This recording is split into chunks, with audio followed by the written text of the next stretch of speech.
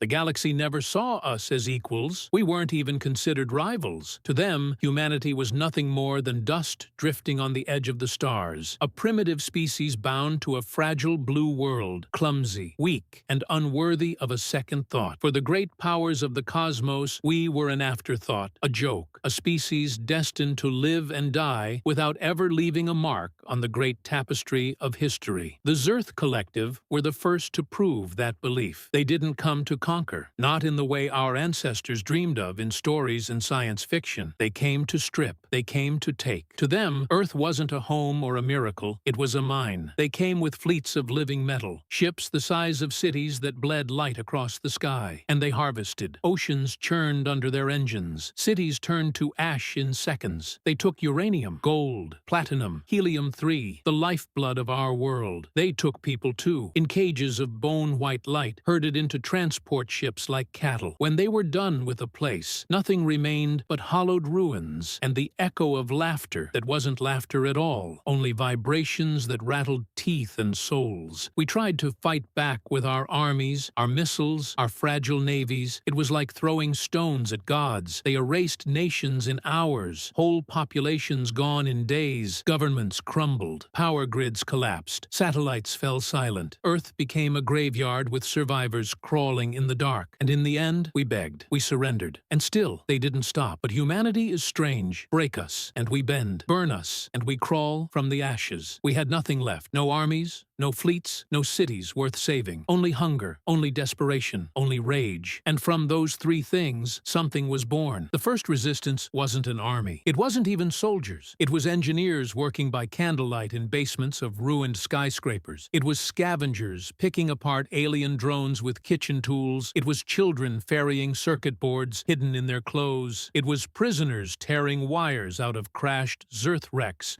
with bare hands. We had no industry, no factories, no organized government. All we had were scraps, and so we built from scraps. The first human ship to leave Earth after the fall wasn't elegant. It wasn't sleek. It wasn't anything like the polished steel of alien cruisers. It was a refitted ore hauler, bolted with stolen cannons and held together with rust and prayer. Its crew wasn't military. They were miners, hackers, deserters, runaways. They named the ship Ashborn. The galaxy laughed when they saw what we had made, a junkyard of rusting hulls, mismatched weapons, cracked plating, ugly, unstable, suicidal. But what the galaxy never understood was that humans don't build for beauty. We build for survival. And survival had sharpened us into something the stars had never seen. The first strike came in the Kuiper Belt, a Zerth supply convoy, transports heavy with ore, escorted by drones. No warships. Why would they waste their fleets on dust? They didn't even raise shields when they saw us. They thought the shadows of the asteroid field were empty, but those shadows burned to life. Engines lit. The Ashborn and her sisters slammed forward, cannons blazing, torpedoes made from repurposed mining charges streaked like falling stars. A drone escort was gutted in seconds. A transport split apart, spilling cargo and bodies into the void. By the time the Zerth realized we were even there, half the convoy was gone. When the survivors limped home, no one believed them. Dust couldn't have done this. Not us. Not humanity. And yet the whispers began. We didn't stop. We couldn't. Every convoy we hit gave us fuel, weapons, tech. Every raid gave us new ships. Every fallen comrade gave us new rage. Within months, the scrap fleet was no longer a joke. It was a nightmare of jagged hulls and stolen power, multiplying in hidden shipyards deep in asteroid belts. Our ships were chaos made flesh. Engines bolted from 3 different species. Weapons meant for planetary bombardment strapped sideways onto freighters. Armor patched from scavenged alloys. They shook, rattled, and sometimes exploded under their own stress. But they fought, and the galaxy stopped laughing. The Battle of Saren Station proved it. Saren was the Collective's jewel, a logistics hub spanning half a sector. Automated defenses, patrol wings, command crews certain of their invulnerability. And then the sky fell. We came out of the asteroid fields like a swarm of rabid dogs. Some of our ships were disguised as drifting rocks, hollowed and armored with ore. They lit up their engines at the last second and rammed through the outer rings, detonating payloads strapped inside their hulls. Shockwaves crippled the turrets before they could even fire. Then the fleet surged forward, a tide of madness. The collective's commander tried to rally his fighters into formation. Perfect, disciplined, elegant. But war against humans isn't elegant. We didn't meet them in duels. We slammed into them head-on. One of our freighters detonated its entire fuel core beside a battleship, shredding its shields and sending it into a death spiral. Another ship, held together by welding scars, unleashed a cloud of jury-rigged drones that clung to Zerth hulls and tore through them like parasites.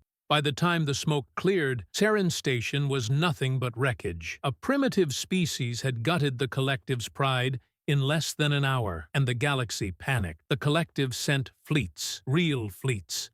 Warships the size of mountains, bristling with weapons older than our species. They expected to crush us like insects, but when they reached Saren, we were already gone. Not retreated. Gone. The wreck stripped bare.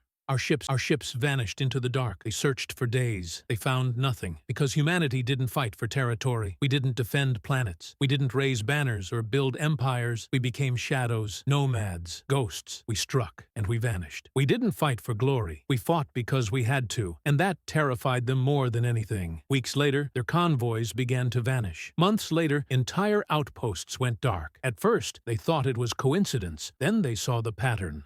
Every raid fed our fleets. Every scrap became a blade. Every ambush was sharper, crueler, smarter. We weren't scavengers anymore. We were predators. The turning point came at Bryn's Rift. 15 Zerth warships, led by an admiral whose name once meant fear. Against a swarm of human vessels they still called junk. He expected victory in minutes. He found chaos instead. We didn't line up for him to slaughter. We tore his fleet apart, piece by piece, swarming like wolves, ramming, detonating, cutting his formation into bleeding fragments. We painted captured Zerth hulls in our colors, slipped them into his ranks, and tore his heart out from inside. By the time his command ship realized the battle was lost, his fleet was already burning, and the galaxy understood then. Humans didn't fight like anyone else. The Zerth called in mercenaries. They paid syndicates, bounty hunters, warlords. They threw everything at us. For a time, it worked. Our raiders died. Our bases burned. Our allies betrayed us for coin. But they made a mistake. They thought humans would break. Instead, we became something else. We stopped being soldiers. We stopped being rebels. We became ghosts. Fleets painted black as void, slipping through systems unseen. Outposts turned silent, without a shot fired. Whole planets erupted into rebellion without a whisper from us, because the fear was enough. The galaxy began to tell stories of ships with no heat signatures drifting into fleets and gutting them from inside, of stations found intact, their crews dead at their posts with no wounds, only terror frozen on their faces, of human code infecting alien networks, rewriting orders, turning fleets against themselves. The Zerth Collective, the empire that once laughed at us, collapsed not with a final battle, not with peace, not with surrender, but with silence. Signals stopped, fleets drifted lifeless, their rulers vanished, and humanity never announced victory. We didn't raise a flag. We didn't claim their worlds. We left only whispers, shadows, and ruins. Now the galaxy prays never to see us. Because when a black ship drifts out of the void, silent and broken-looking, every captain knows it's already too late. We were dust once. Now we are the storm.